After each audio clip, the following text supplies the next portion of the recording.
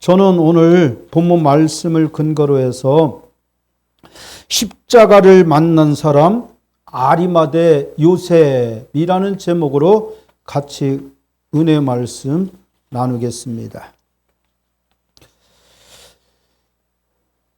할렐루야. 여러분들은 십자가를 통해서 구원받은 것을 믿으시죠?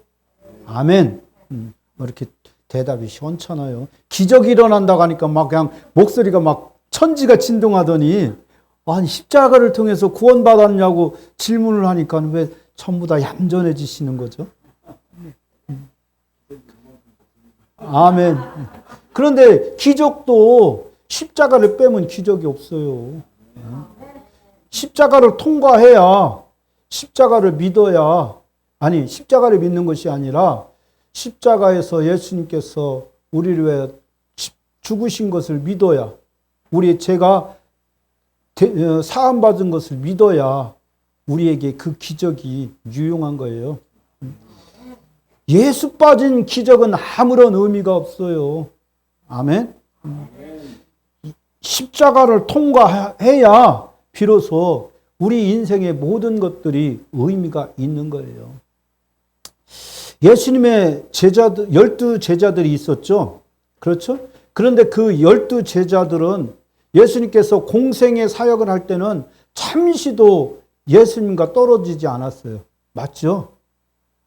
늘 주님과 함께 먹고 함께 자면서 함께 행동을 했어요. 그런데 정작 주님께서 제자들의 도움이 필요할 때 정작 제자들은 주님과 함께 하지 못했어요. 주님께서 겟세마네 동산에서 기도하시기 전에 베드로와 야고보와 요한을 데리고 따로 가시잖아요. 그리고 뭐라고 말씀하셔요? 너희는 여기서 머물러서 떠나지 말고 나를 위해서 기도해라.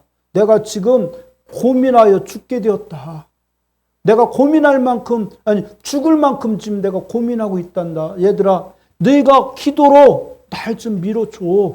주님께서 당부하시잖아요. 그리고 돌팔매질에서 갈 수 있는 거리만큼 떨어지셔서 주님께서 하나님 앞에 정말 간절히 기도하실 때 그 땀방울이 변하여 핏방울처럼 보일 정도까지 주님께서 간절하게 기도하셨잖아요. 그렇게 기도하시고 난 다음에 제자들이 있는 곳으로 와보니까 제자들은 주님과 함께하고 있지 않았어요. 주님은 분명히 그들에게 당부하셨죠. 나를 위해서 기도해달라. 난 지금 너희 기도가 필요하단다. 그렇게 간절하게 주님께서 제자들에게 말씀하셨지만, 그러나 제자들은 깊이 잠들어 있었다고 성경은 말씀하고 있어요. 이미 그때부터 제자들과 주님 사이가 분리가 된 거예요. 몸은 그 자리에 있었지만 그들의 정신과 그들의 영혼은 주님으로부터 분리가 돼 있었던 거예요. 그리고 예수님께서 가룟 유다의 배반을 통해서 이 군사들에게 잡혀가시게 되자 이 11명의 나머지 제자들도 걸음아 날 살려라 하고 전부 다 그 자리에서 주님을 버리고 도망갔어요. 그런 후에 어떤 일이 일어났습니까? 주님께서 대제사장의 집에 붙잡혀 가셔서 그곳에서 말도 못하는 그런 그 조롱을 당하시고, 침뱉음을 당하시고, 주먹으로 맞으시고 할 때, 주님께서 고난당하시고 고통당하고 계실 때, 베드로는 그 대제사장집 문 앞에서 나는 저 사람을 모른다. 나는 저 사람과 아무 상관이 없다고 주님을 부인하고, 심지어는 저주까지 했다고 성경은 말씀하고 있습니다. 그때가 주님이 정말로 제자들의 기도가 필요할 때가 아니겠습니까? 제자들이 할 수 있는 것이 무엇입니까? 뭐 숫자가 많고 삼손과 같은 그런 엄청난 능력을 가지고 있어서 거기 있는 사람들을 다 제압할 수 있는 그런 힘이 있었던 것도 아니잖아요. 그저 그들이 할 수 있는 일이라고는 기도밖에 없었어요. 그런데 그들은 정작 주님의 그들의 기도가 필요할 때 그 자리에 계시지 않았어요. 오히려 주님을 모른다고, 나는 저 사람과 아무 상관이 없다고 외면하고 저주까지 하는 모습을 볼 수가 있습니다. 그리고 그 주님께서 빌라도의 법정에 끌려가셔서 사형 선고를 당하시고 그 모진 매질을 다 당하고 계실 때도 제자들은 주님을 위해서 기도할 수가 없었어요. 그 자리에 없었단 말이에요.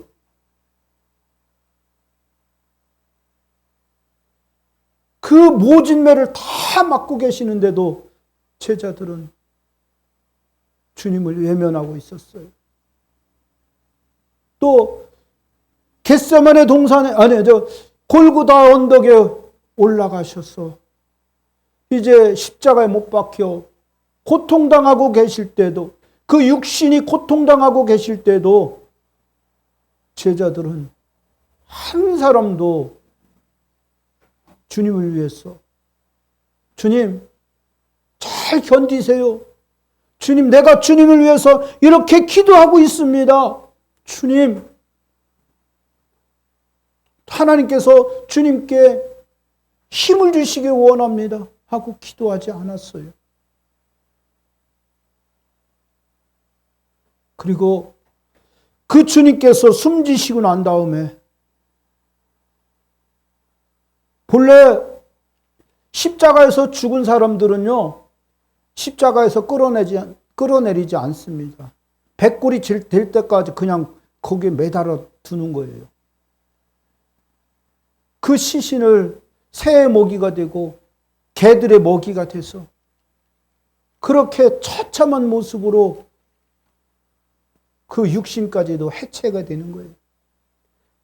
그러나 그때는 유월절을 하루 앞둔 날이었기 때문에 유대인들이 이 빌라도에게 찾아가서 우리가 적어도 유월절만큼은 거룩하게 지켜야 되겠소. 성경 신명기 말씀에 말씀하기를 나무에 달린 자는 저주를 받은 자니 밤새도록 그 나무에 달아두는 것은 땅을 저주받게 하는 행위니까 그 시체를 달라고 요구했죠. 결국 그 시체를 내려놨어요. 그래서 이제 그 주님, 이제 땅에 내려진 그 주님을 누군가는 매장을 해야 될 거 아니에요. 누군가는 그 주님의 몸, 육신을 장례를 치러야 될 거 아니에요. 그 장례를 누가 치러야 돼요? 주님이 뭐 장가 가서 자식들이 있는 것도 아니고. 지금 주님에게는 누가 있습니까? 제자밖에 없어요. 12제자. 그런데 그 12제자 모두 다 도망가 버렸어요. 왜? 저만 살라고. 주님 버리고 다 도망갔잖아요. 그런 상황인데 하나님께서 그 12제자가 못하는 그 일들을 다른 한 사람에게 하게끔 하시는 것을 볼 수가 있어요. 그 사람이 누구냐면 오늘 본문에 나오는 아리마대 사람 요셉이라고 하고 있습니다.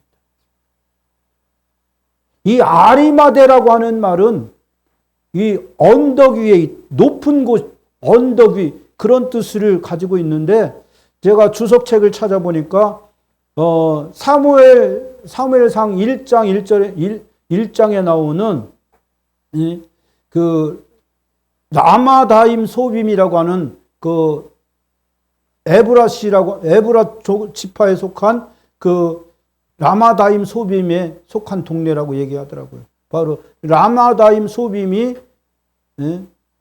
아리마대라고 하는 동네와 같은 의미라고 이렇게 해석을 하고 있더라고요. 그 사람은 거기 출신이라는 거예요. 그런데 성경은 뭐라고 말씀하고 있느냐면 그는 부자였다고. 그리고 그는 예수의 제자였다고. 이전까지 이 아리마대 사람 요셉이 예수님의 제자라고 등장한 일이 한 번도 없어요.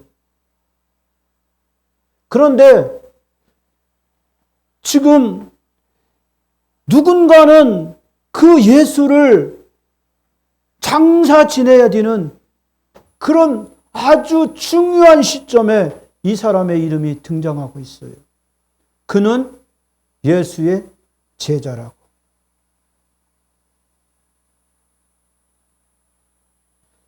그가 부자라고 하는 말은 괜히 이 마태복음의 저자가 거기다 적어놓은 것이 아니에요. 왜 그가 부자라고 적어놨느냐면은 이사야서 53장 9절 말씀을 9절에 있는 예언의 말씀이 이루어진 것을 성취된 것을 드러나기 위해서 이 부자라는 말을 거기다 써놨어요. 9절을 제가 읽어드릴게요. 그는 강포를 행하지 아니하였고 그의 입에 거짓이 없었으나 그의 무덤이 악인들과 함께 있었으며 그가 죽은 후에 부자와 함께 있었도다고 하는 이사야 선지자의 예언의 말씀이 그대로 이루어진 것을 보여주기 위해서 지금 마태복음의 저자인 마태가 이 아리마대 요셉이 부자였음을 증언하고 있는 것입니다.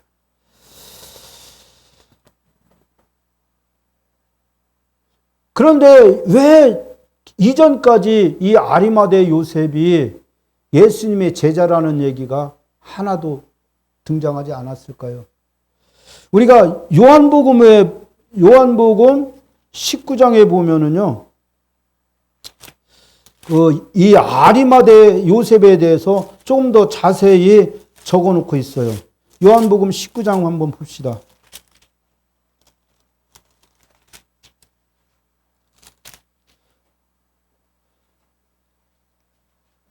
19장 38절에 보면은 같이 한번 읽겠습니다. 아리마대 사람 요셉은 예수의 제자이나 유대인이 두려워 그것을 숨기더니 이 일 후에 빌라도에게 예수의 시체를 가져가기를 구하매 빌라도가 허락하는지라 이에 가서 예수의 시체를 가져가니라. 여기서는 이 아리마대 요셉이 왜 예수의 제자라고 하는 사실을 드러내지 않았는지 그 이유가 나오죠. 유대인이 두려워서 그것을 숨겼다는 거예요. 그리고 누가복음 23장 50절부터 한번 말씀 다시 보겠습니다. 누가복음 23장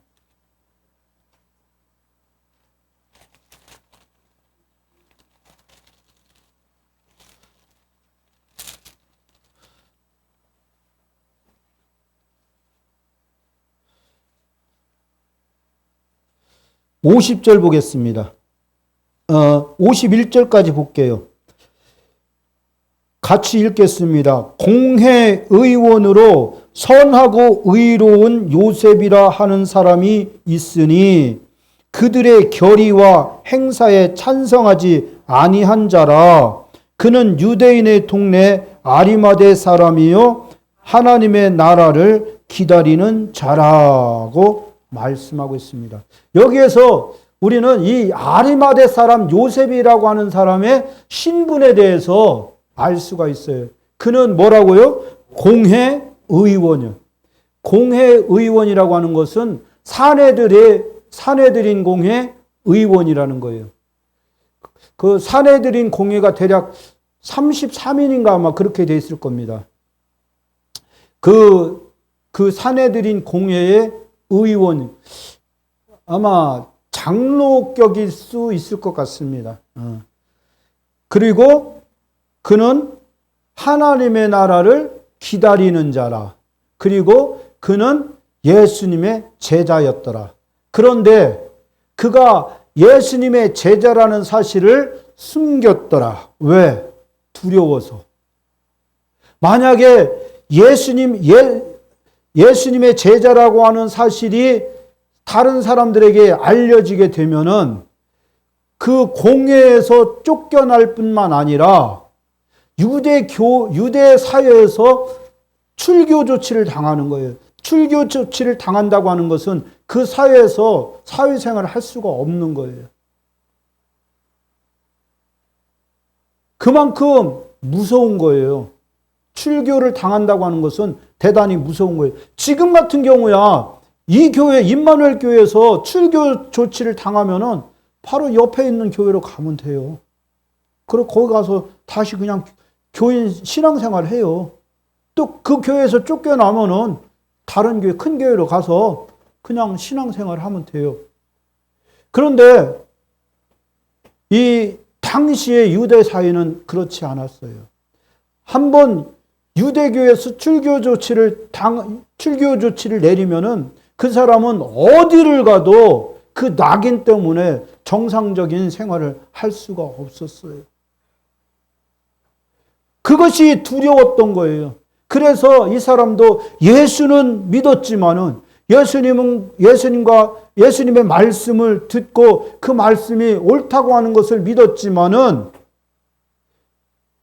그러나 그것을 드러내놓고 신앙생활 할 수가 없었어요. 당신도 나와 함께 가서 예수 한번 믿어보자고 누군가에게 전도할 수가 없었어요. 그런데 보면은 또 한 사람의 공회의원이 있어요.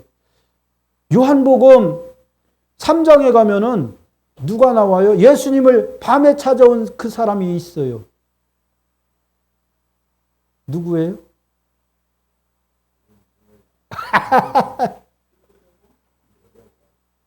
한번 맞춰보세요.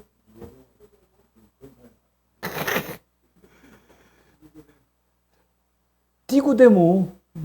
이 사람도 공회의원인데 자기 신분이 탄로날까 봐서 낮에는 사람들의 눈이 보는 낮에는 못 오고 밤에 어두울 때 사람들이 예수님 곁을 다 떠나가고 난 다음에 예수님을 찾아온 사람이에요.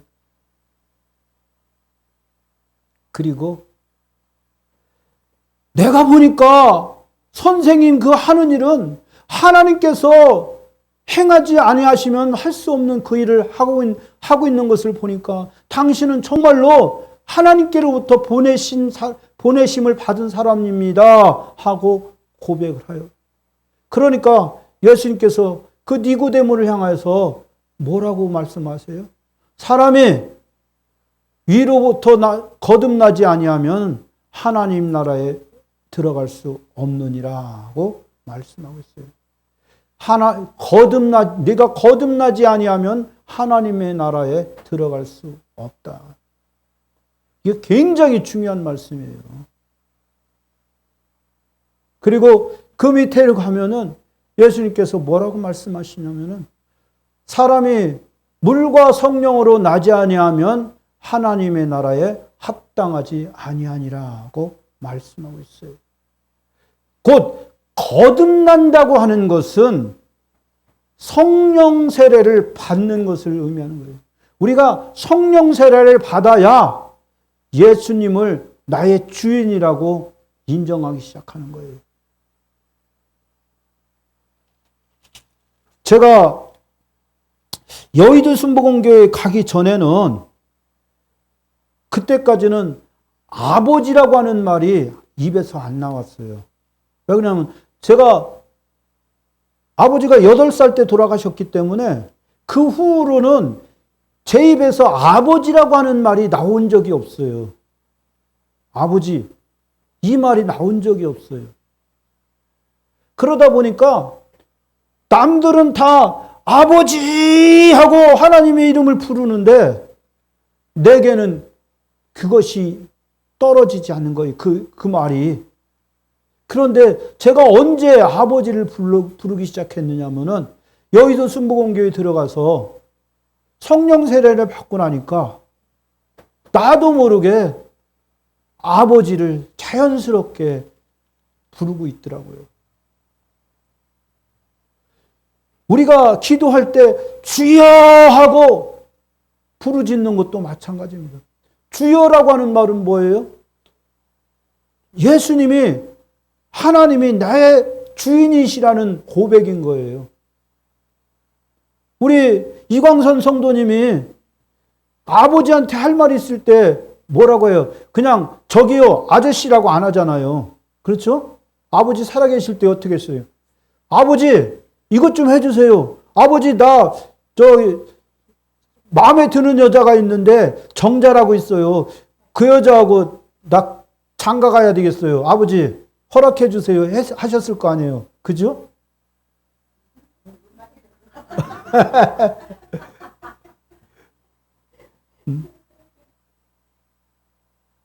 왜?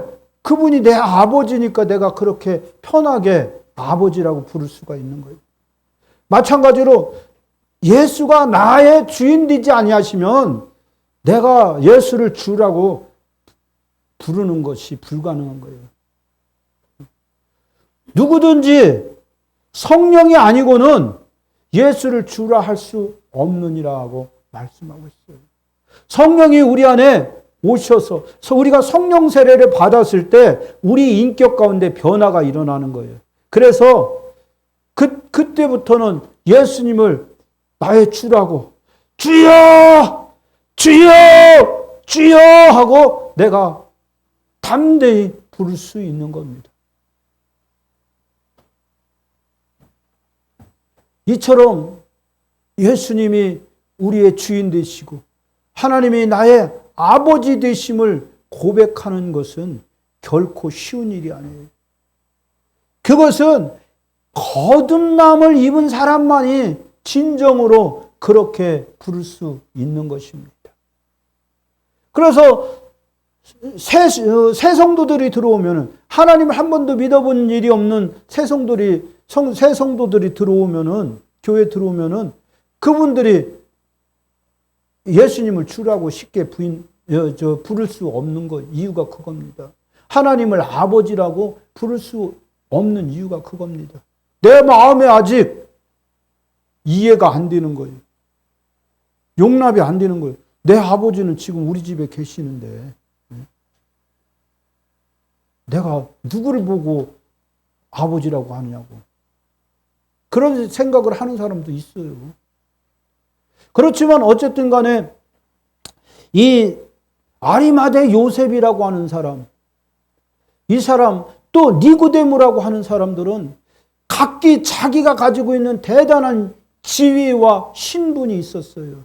그리고 특별히 이 아리마대 요셉이라고 하는 사람은 가진 재산이 많은 사람이었어요. 부자였어요. 그렇기 때문에 이런 사람들이 변화된다는 것은 대단히 힘든 거예요. 그래서 예수님이 말씀하시잖아요. 부자가 천국에 들어가는 것이 얼마나 어려운지 낙타가 바늘길을 통과하는 것이 더 쉽다고 말씀하고 있어요. 그 얘기는 뭐예요? 하나님께서 부자를 천국 들어가는 것을 제한시켜 놓은 것이 아니라는 거예요. 하나님이 제한시켜 놓은 것이 아니라 이 누구나 사람이라면 누구나 자기를 내려놓아야 내려놓고 그 마음속에 인격적인 변화가 일어나야 비로소 내가 하나님을 아버지라고 예수 그리스도를 나의 주라고 주님이시라고 부를 수 있는데 이게 용납이 안 된다는 거예요. 하나님이나 예수 그리스도보다는 지금 내 인생에 가장 큰 영향력을 끼쳐주는 이 물질, 돈, 예쁜 아내, 잘 나가는 자식들, 사업장, 지금 나를 지탱해주고 있는 권세, 권력, 명예, 이런 것들이 나로 하여금 변화받지 못하게 만드는 방해 요소가 되기 때문에 예수님께서 그와 같이 말씀하신 거예요. 부자가 천국에 들어가는 것보다 낙타가 바늘길을 통과하는 것이 더 쉽다고. 누구다 자기를 내려놓지 않으면은 천국에 들어갈 수 없다는 거예요. 거듭날 수 없다는 거예요. 거듭난 사람은 인격적인 변화를 받아서 정말 하나님을 사랑하고 예수님을 사랑하고 그 사랑하는 마음으로 이 말씀을 대할 때 그 말씀이 믿어지고 그 하나님이 이제 두려워지는 거예요. 그래서 내가 그 하나님의 말씀에 순종할 수밖에 없는 것을 얘기하는 거예요. 제가 자주 말씀드리잖아요. 요한복음 14장 21절 말씀. 나의 계명을 지키는 자라야 나를 사랑하는 자라 하리니 그가 나를 사랑하면 내 아버지께서도 그를 사랑하실 것이요 나도 그를 사랑하여 그와 함께 하리라. 정말로 거듭난 사람, 정말로 하나님을 사랑하는 사람, 정말로 예수님을 사랑하는 사람은 예수님의 계명대로 순종하며 살아가려고 하는 사람인 거예요. 그 말씀을 지키기 위해서 몸부림을 치는 거예요. 그런데 그동안 이 아리마대 요셉에게는 자기가 가지고 있었던 그 세상적인 그 위치와 세상적인 그런 권세와 그런 것들을 뺏길까봐, 그것을 놓칠까봐 예수의 제자라고 하는 사실을 부인했어요. 그랬던 이 아리마대 요셉이 어떻게 해서 그처럼 과감한 행동을 할 수 있었을까요? 이 아리마대 요셉이 빌라도 총독을 쫓아가서 예수의 시체를 나에게 달라고 요구할 때는요, 이미 자기의 모든 것을 내놓을 각오를 하고 있었던 거예요. 예수님의 시체를 장사 지내려고 모든 것을 준비했을 때는요, 자기의 모든 것들을 다 포기할 수 있는 마음의 결심이 섰던 거예요. 무엇이 이 아리마대 요셉으로 하여금 그런 마음의 결단과 결심을 하게 만들 수 있었을까요?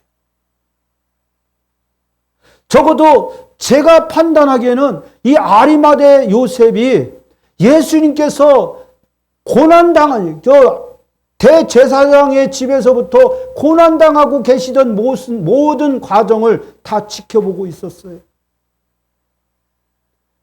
대제사장 집에서 그렇게 조롱당하시고 주먹으로 얻어맞으시고 뺨 맞으시고 침뱉음 당하시고 했던 그 일들과, 그리고 또 빌라도의 법정에 가셔서 자기가 볼 때 아무런 죄가 없음에도 불구하고 그 많은 사람들이 그에게 뒤집어 씌우는 그 모든 죄를 그냥 다 받으셨잖아요. 아무 변명도 하지 않으셨잖아요. 묵비권이 아니라 내가 그거 다 받을게 하는 그 의미로 예수님은 아무 말씀도 안 하셨잖아요. 그래, 니들이 하는 말이 맞아. 니들이 하는 말이 맞아. 그래, 내가 죄인이다. 그래, 내가 죄인이다. 너희들의 죄 내가 대신 다 짊어질게 하는 그런 의미가 아니겠어요? 그런 모습, 예수님의 그런 모습들을 지켜봤잖아요. 그리고 그 죄 때문에 예수님께서 사형 선고를 받으시고 그 빌라도의 뜰에서 그 모진 채찍으로 고문당하시는 것을 다 봤잖아요. 그 고문을 받아들이시는 예수님의 모습을 봤잖아요. 그리고 그 예수님이 골고다 언덕을 오르셔서 십자가에 못 박히셔서 무려 6시간 동안 계시다가 예수님이 숨지시기 3시간 전에 정오쯤에 온 천지 사방이 캄캄한 흑암 가운데 흑암이 임하는 것을 봤잖아요. 이 모든 것을 이 아리마대 요셉은 봤던 거예요. 그리고 그가 얻은 결론이 이분이 진정한 하나님의 아들 메시아구나 하는 것을 그 마음에 이제는 지식적이 아니라 마음으로 믿기 시작했던 거예요. 사람이 마음으로 믿어 의에 이르고 입으로 시인하여 구원에 이르느니라. 예수가 하나님의 아들 되심을, 그 예수가 세상의 모든 짐을 대신 짊어지고 가셨다는 것을 이 아리마대 요셉이 믿게 되었던 거죠. 왜 그러냐면 이 아리마대 사람 요셉이라고 하는 사람은 구약 성경에도 아주 정통한 사람이었어요.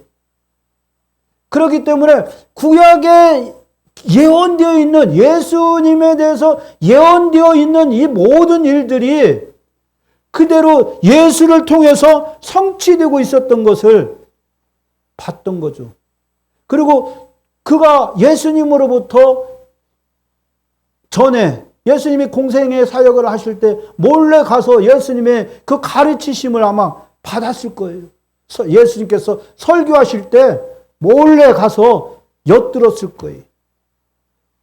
그런 것들을 통해서 이제 이분이 내 생의 무거운 짐을 대신 짊어지고 가시려고 오신 분이구나.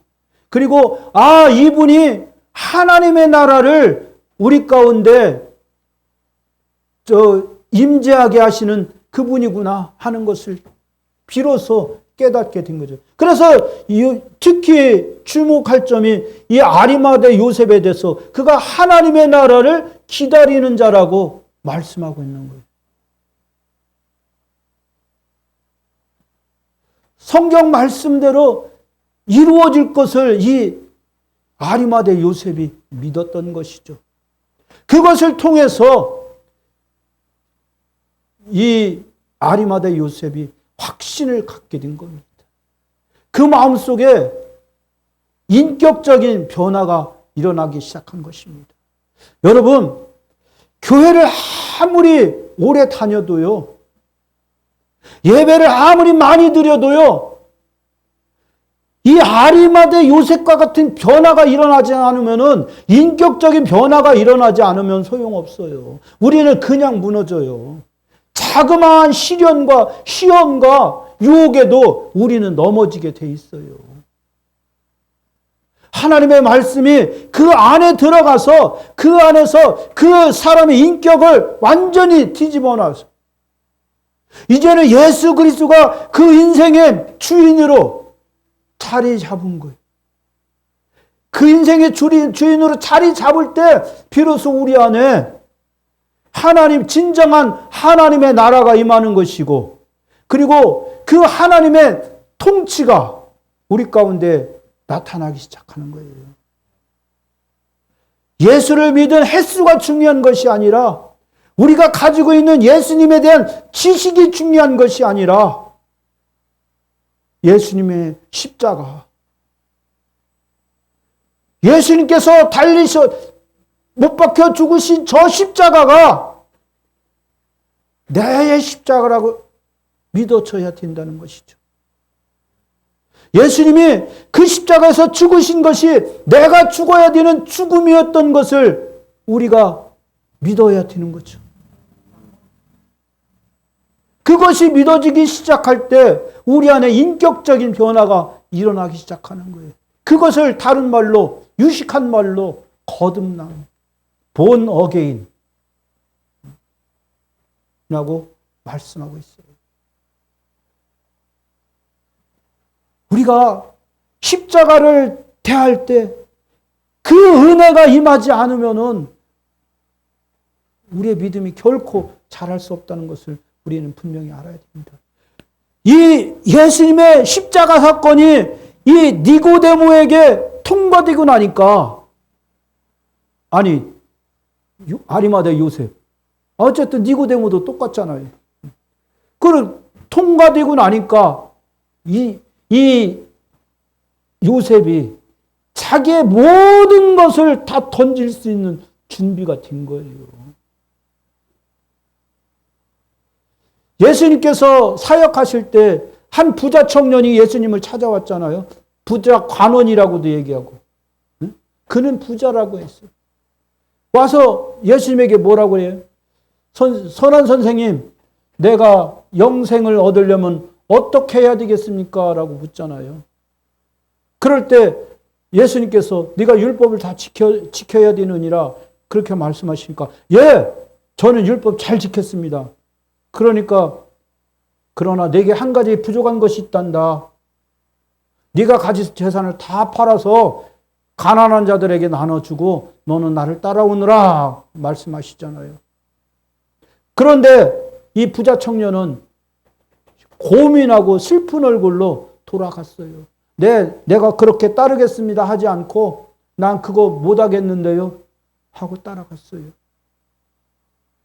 왜 그 청년이 왜 그냥 왜 슬픈 얼굴로 돌아갔습니까? 그가 부자이기 때문에. 자기가 가진 것을 내려놓기 싫어서. 가진 것이 없는 사람이라고 해서 이게 다 그럼 천국 들어가는 것이 쉬운 것이 아니에요. 여러분들 안에도요, 다 고집이 있어요. 고집이 얼마나 내려놓기가 어려운 줄 아세요? 다 자기의 주관과 자기의 판단을 다 가지고 있어요. 그런데 이 주관과 판단을 십자가에다 내려놔야 돼요. 십자가에 못 박아야 돼요. 그리고 무엇이 우리 인생을 주관하게 하느냐? 예수 그리스도의 말씀이, 성경 예수 그리스도께서 우리에게 주신 그 계명의 말씀이 우리 안에서 우리를 지배하게 해야 비로소 우리가 하나님의 나라에 온전하게 들어갈 수 있는 거예요. 이 사람은 자기가 들어가려고 준비해 놓은 새 무덤이 있었어요. 그 유대에도 그런 풍속이 있었나 봐요. 우리나라도 그런 풍속이 있잖아요. 그 가짜묘를 만들어 놓으면 장수한다고 해서 사람들이 또 연세 좀 들면은 가짜묘를 이렇게 해놓잖아요. 오래 살고 싶어서. 그런데 이 유대에도 그런 풍속이 있었나 봐요. 하여간 이 요셉이 자기가 들어가기 위해서 만들어 놓은 그 무덤에 자기 대신에 예수님을 들어가게 만드는 거예요.